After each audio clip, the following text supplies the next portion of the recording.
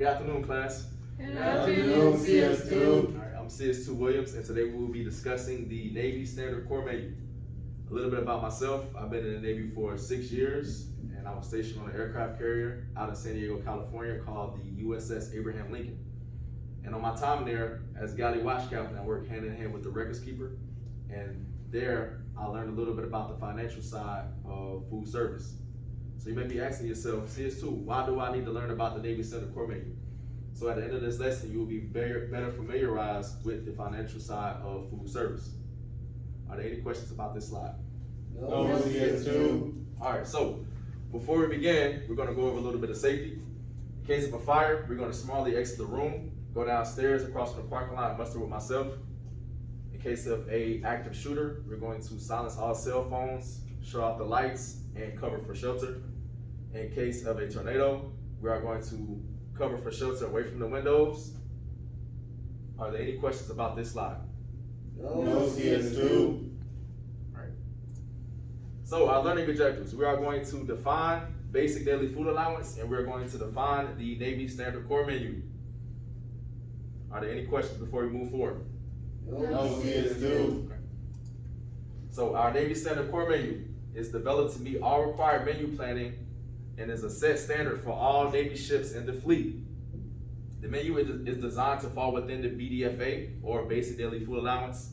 And then one key component about this slide is that it consists of all the cycle menus for 21 days. So I have a question for you.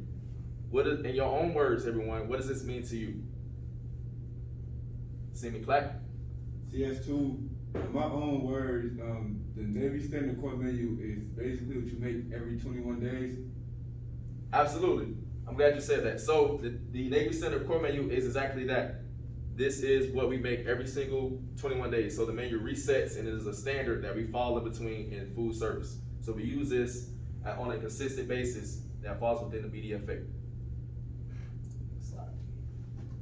Basic Daily Food Allowance. So the BDFA is a set quantity of food required to provide a nutritional adequate daily diet for all food service members and people that are stationed on ships or any components defined by monetary value. The ration allowance system provides standard prices among the general messes for each and every ship, so that could be chief mess, the ward room, CPO, or depending on where you may work at. Are there any questions about this slide? No, CS2.